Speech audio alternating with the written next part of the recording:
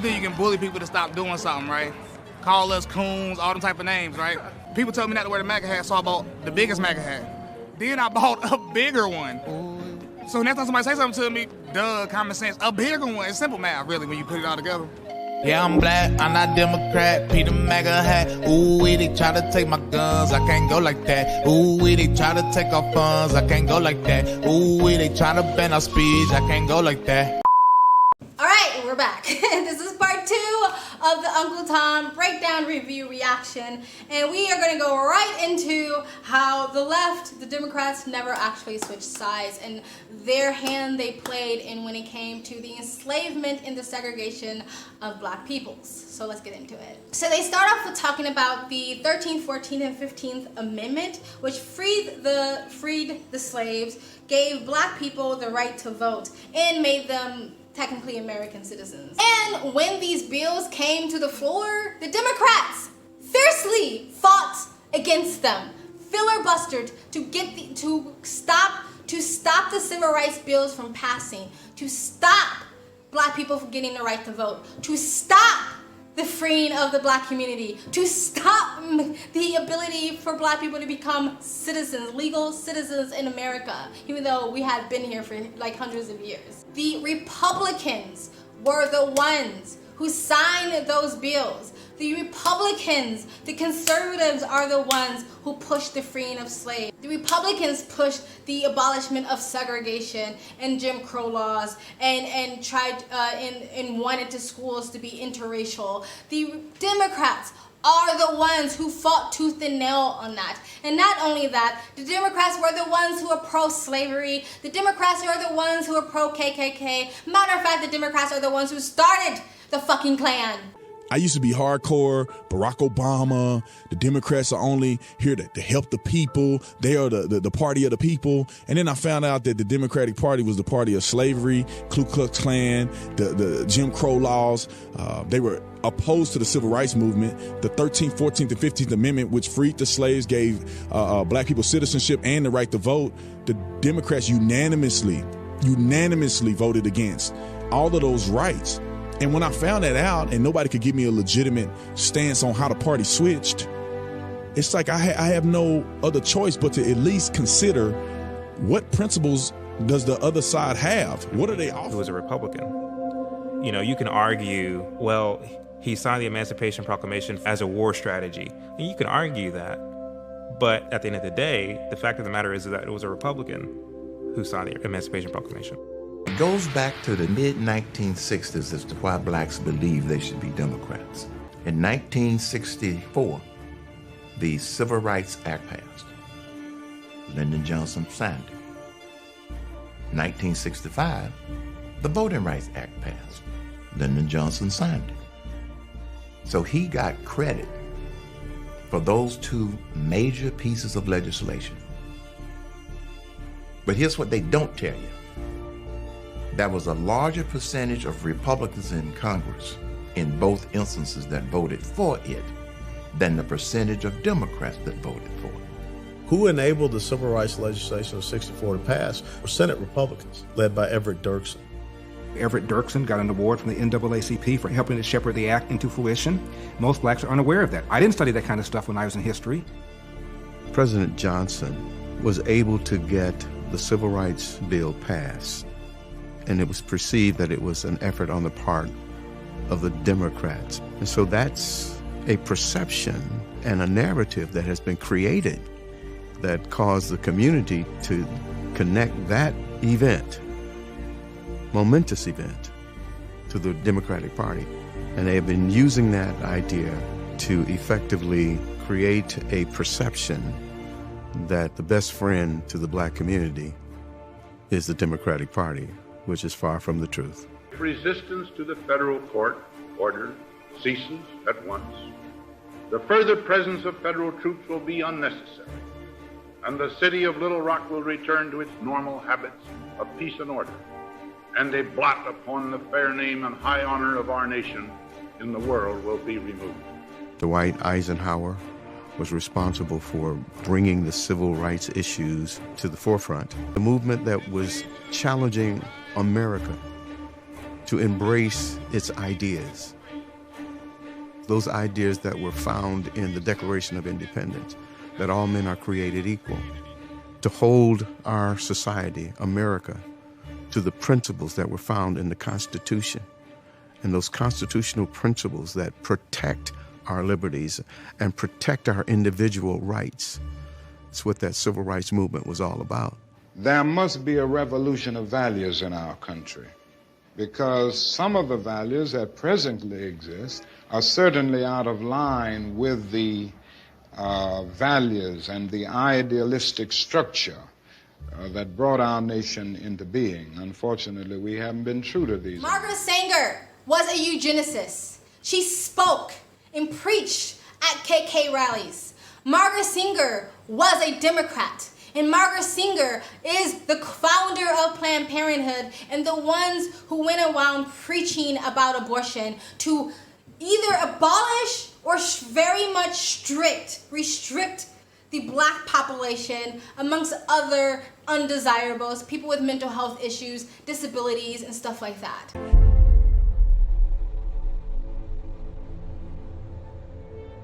When I began to educate myself on the history of the Democratic Party, I learned a lot about Margaret Sanger. The greatest sin in the world is bringing children into the world that have disease.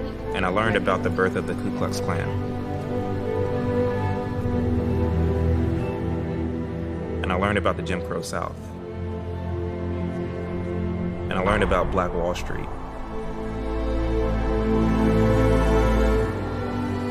And all of those events had Democratic hands in them. It unraveled everything that I knew to be true. Everything that the news media taught me, everything that my own culture taught me. For the life of me, I still don't understand people who are pro-abortion and keep saying that it's for black and brown women. Like, you're literally saying Margaret Sanger's talking points. Anyway, I digress. Let's continue. You begin to ask yourself, why is it that more black women are getting abortions than any other ethnic group? And you begin to look at maps of where these Planned Parenthood clinics are situated. 77% of Planned Parenthood abortion mills are located in the inner cities. Somehow, the script was flipped, and so it became a civil right to abort a child. It is her body, it is her right, it is her decision. It became a woman's reproductive right, but nobody really examined the motives behind it. 52% of all African-American pregnancies end in abortion, 1,786 a day, and since 1973, over 20 million African Americans have been killed by abortion alone. For more federal funding for Planned Parenthood. The Democratic Party has always been focused on pushing eugenics and abortion on the black community. Margaret Sanger, the woman that ultimately founded what became Planned Parenthood, believed that certain people were degenerate, were unworthy of living. And if you're one of those persons, perfectly okay for you to be eliminated. Whether you're talking about Margaret Sanger's strategies back then, or you're talking about Planned Parenthood's tactics of today, they're still able to Trojan horse the black community.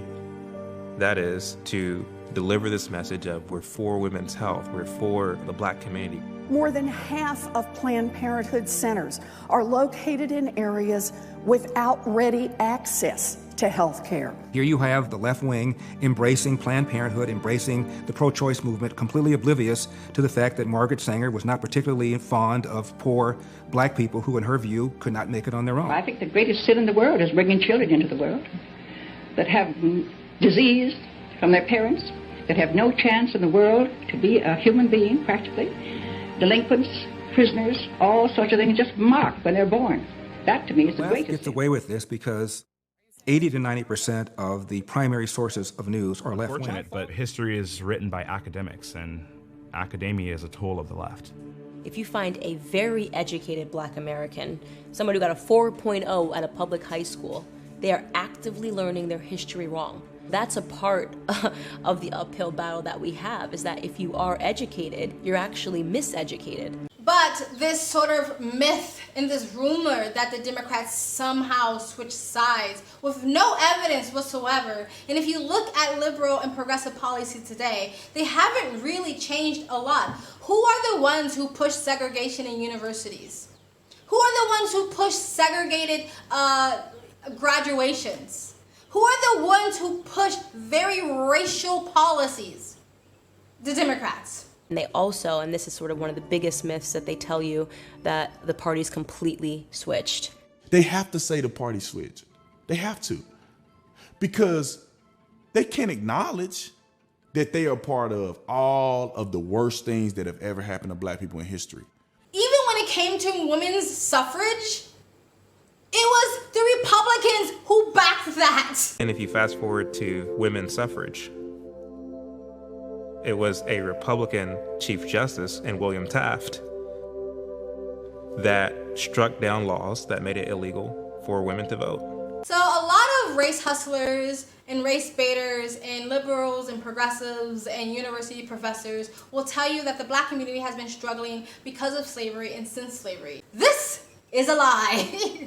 The black community in a lot of ways was doing much, much better in the 18th century than they did after the 1960s, when a lot of these progressive policies start taking place, when the welfare state started taking place. There were stronger black family units. The black father was in the fucking home. And I know a lot of people would talk about the whole, like, the way the loan system was given out to black people, and like black people were denied loans to keep them out of white neighborhoods, right? And they were pushed into certain areas, the black neighborhoods. They make it seem like black people were pushed into poor neighborhoods, that black people were pushed into the ghetto. That is not true. Just because it was a black community does not mean it was the ghetto. Back then, before the 1960s, the mid-late 1960s, the black communities were rich, were abundant, were prospering. There were black businesses. The black community consists of black businesses owned by black families, educated black families. Those were the black communities of yesterday. A lot of the black and brown communities of today are the ghettos. But that's because of progressive policies, not slavery. The biggest falsehood, the biggest lie that gets repeated is that the kind of disorganization and chaos and violence and self-destruction that we're witnessing in the black community is somehow a legacy of slavery and Jim Crow. That is just a lie. Because if that were so, between 1930 and 1940, during the years of the Depression, when segregation and racism was enshrined in laws, when there was no black representation in government, even in the face of these horrible conditions, the black community had the highest marriage rate of any group in society. Our institutions served as an anchor for us. And so therefore, elderly people could walk in their neighborhood without fear of being assaulted by their grandchildren. Our business formation rate was high then. But the difference back then was culture. Black people back then had a strong family unit culture, a strong don't have kids out of wedlock culture, a strong get married and stay married culture, and a strong worth ethic. In today's culture is very much centered around victim mentality and oppression, not taking any accountability or responsibility for thy action. And the black people that has bought into this believe this, and a lot of white progressives believe in this. You know what I mean? Like, if a white person gets mugged by a black person, it's like, well, you can't really blame the black person because of slavery, instead of holding that person accountable. We've heard all about the big, explosive cases of racial injustice in America, but that's not what most black people in America deal with. You deal with what we call microaggressions, or 1,000 cuts of racism every single day. I grew up being told of my disadvantages, that this country is unfair to black people. You're black, you're not gonna be able to do it. You can't get this, you can't get that, you can't get bank loans. When you walk into a bank, you will get a loan more easily if you are a white guy. The ideology is implanted into you subconsciously to believe these things. We don't teach our children to have confidence. It's like we're brainwashed to think, well, is it because I'm black? Why are they looking at me like that? Be scared of the world that they live in. I mean, it's so obvious that the color of your skin today definitely doesn't stop you from succeeding, because one of the biggest successful groups in America are Nigerians, are Nigerian students and Nigerian immigrants. They are black.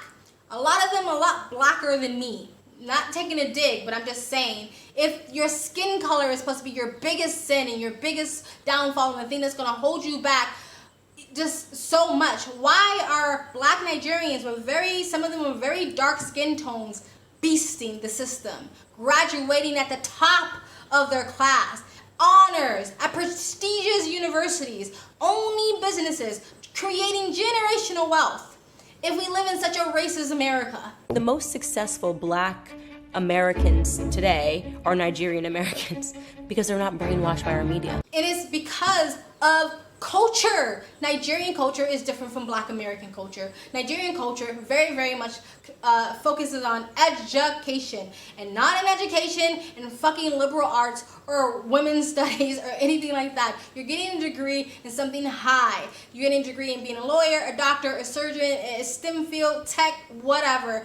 You are going to make money. You're going to create a business. You're going to create generational wealth. And you're going to marry someone who is equally yoked as you. So that is the culture in Nigeria. That's Nigerian culture. That's not black American culture anymore. It used to be. And when it was, we were seceding. We were seceding before the 1960s, when there were actual racial laws, when it was literally legal to be racist, discriminatory, and segregate. And we were still doing better in a lot of different ways. I'm not saying that black people haven't seceded since then, but when it comes to family structure, morals, mindset, we were doing better. You look back at the history of black people here in America, once we were free from slavery, we were successful in ways, and we overcame things, and we did things far beyond our predecessors could have imagined, simply because we had that almost instinctively in us. As blacks emerged from slavery, a minute percentage could read or write,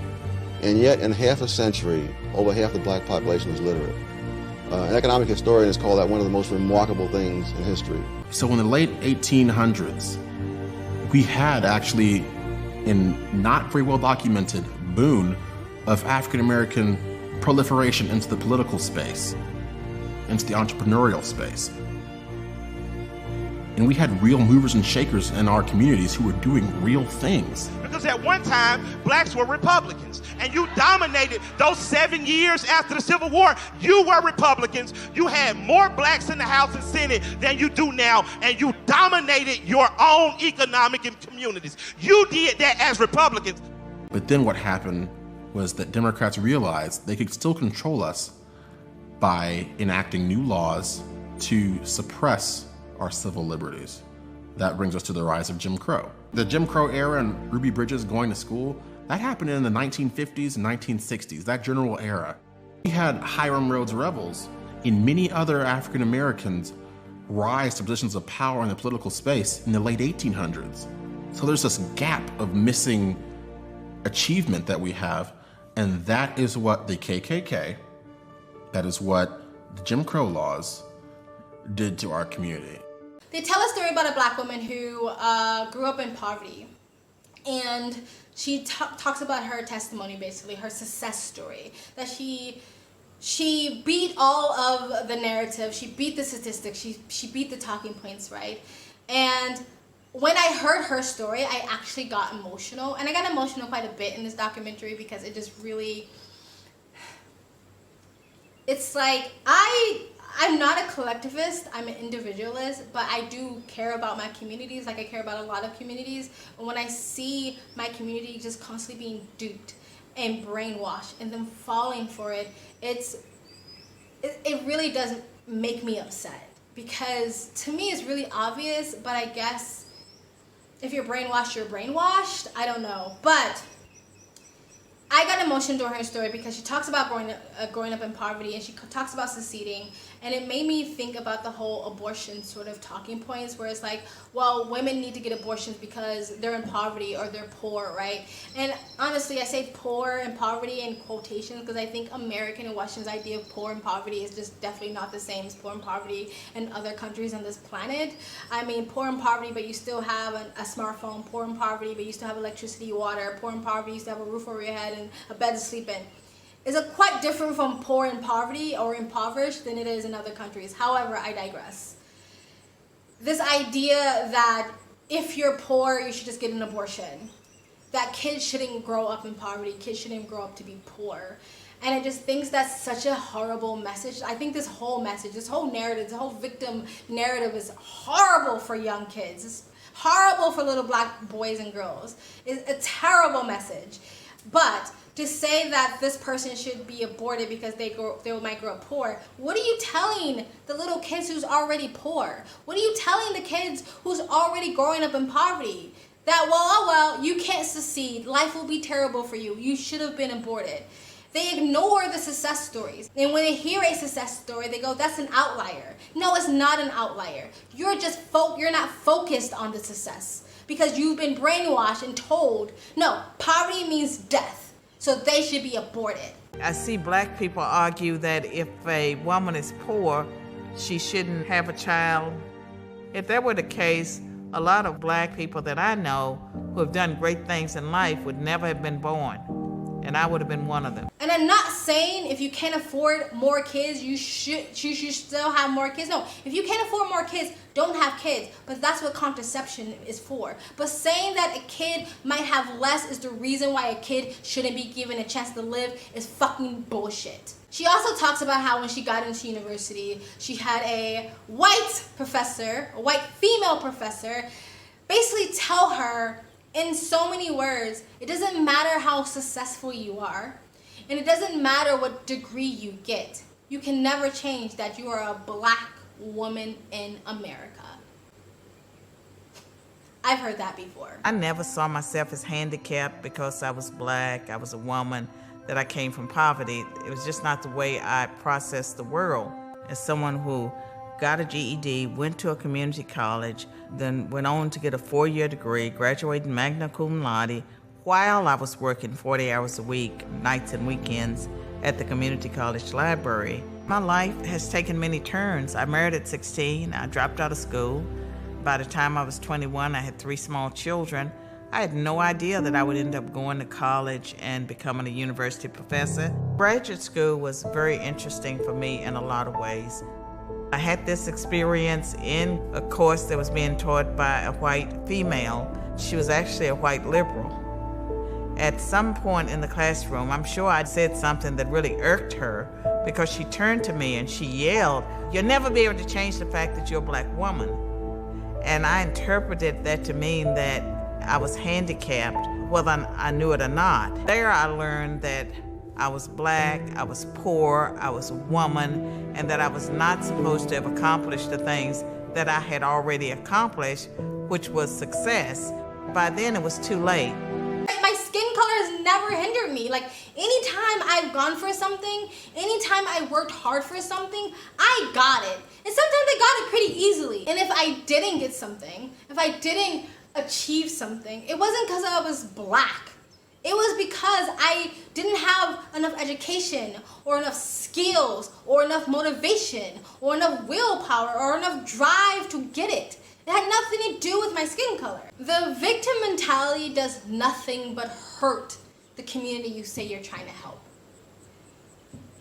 Telling a little black kid that everyone is against you, that everything is racist, especially if you teach them intersectionality, that does nothing for that kid. It only hurts them. Because when you're a hammer, everything is a nail. When you are a victim, everyone is a perpetrator, right? And so it keeps someone from succeeding, because it's like, what's the point? And if you do fail at something, you won't look at your own actions. You won't look at your own ability. You won't look at what you've done wrong. You would just chalk it up to, they were racist. And therefore you will never succeed, because you will never push further. right? Like I just said, if I failed at something, it had nothing to do with my skin color, it had everything to do with my own skill or my own drive to actually succeed in that. It wasn't important enough, so I quit, whatever. Had nothing to do with me being black. But if someone goes, I didn't get a promotion, or I didn't get a raise, or the person's not my friend, or whatever because I'm black, and if they don't look at what they've done and their actions and their accountability, then they won't ever evolve and become a better human being. They'll stay stuck. Victim mentality keeps you stuck. It does not allow you to move forward and succeed and evolve. They talk about how the black community, or black and brown communities at this point, needs to be in a constant state of emotional and heightenment. They need to keep you angry, to keep you upset. And I have said this way before I've ever saw this documentary. I remember one day I woke up and someone sent me a video. I was a part of like a black travel group on Facebook, and it was really nothing about like race or anything like that for a long time. And all of a sudden it started becoming more about that. And like somebody sent out a mass like video, and it was of a black man being, I say roughly arrested. It wasn't even that bad, but he was being roughly arrested. There was no context. There was nothing about what happened. There was no clip before or after. That's all it was. And the only thing it was meant to do is to get me mad. It was to get me emotional, get me upset, and make me a puppet. And I'll just dance for you because you know how to trigger my emotions, right? And so when I saw that video, and I think it was around the time when Black Lives Matter really started doing like their peaceful protests, right?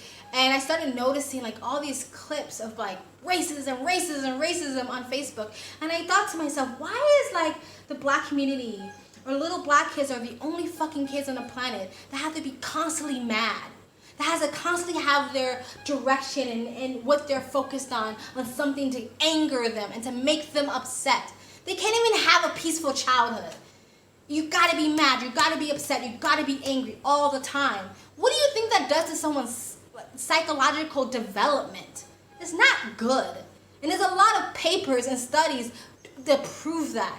To be constantly upset and constantly in an emotional state, it does nothing for your mental, psychological development. I did a whole video on it like years ago on my Speak Freely channel about how there's actually like papers that show that. There's evidence that it fucks you up, it keeps you stupid, it keeps you from developing, it keeps you unaware, it keeps you blind, deaf, and dumb. You keep yourself in this constant state of, woe is me, I'm disadvantaged, I'll never accomplish anything, then you won't accomplish anything. It will be a self-fulfilling prophecy for you. If you determine that you can't be successful or that you're oppressed, then you are oppressed. That's the power of the mind. If you believe that you can't, you won't, and you sure as hell won't try. And Black America has been programmed to believe that we can't. And the reason why they need us to keep us in this state, because it's easier to control us.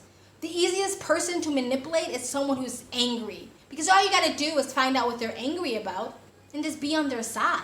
Cancerous plague in the mind of Black Americans. You trying to say that this country does not specialize in racism and bigotry? I am saying that racism exists. I am saying exists, that the United States of America but you have the luxury. You have the luxury to be cavalier about it. When you are angry, it's very easy to be deceived. It's very sad to see Black people operate in that. There's a lot of members in the Black community who they are operating in very negative energy. I'm letting you know that. I call out racism. That is maddening to me, and I'm crying about it because it's crazy. The country was founded on racism and bigotry, David. If you turn on a radio morning show, you African American, the cops show up, we don't know if we're gonna make it out alive. I'm sorry. The message is clear. If you broke and white in America, you're wasting your whiteness. And that's what's being fed into the urban community. White supremacy, it's the backbone of political and economic disenfranchisement of Black folks. In a constant state of negativity does nothing for your fucking soul, for your heart, for your mind. Like, why do you want to perpetuate this idea of just constantly being in a state of negativity when it does nothing for your mental, for your psychological, for your emotional, for your spiritual, or your physical health? And again, there's fucking papers on this shit. And they said it in the documentary, if the Black community stays in this mindset, in this victim mentality mindset, we will never move forward. we will stay stuck exactly where we are. All right, we're gonna end the video here, and we're going to start part 3. Hopefully, it will only be in 3 parts. But I don't want to make these videos too long, but I want to really get out what I got out of this documentary because I think it was amazing. So please go in the comment section, hit the link, go watch the 3rd one, please support, and please like, comment, and subscribe, hit the bell to get the notifications when I do upload. All of that really does help with the algorithm, guys. And if you'd like to support the channel even further, you can donate. My PayPal and Cash App link is in the description box below and also in the comment section. Of course, it helps, but you don't have to. You can just like, comment, and subscribe. And you guys have an amazing day. Go click the link and go watch hopefully the last part of this reaction.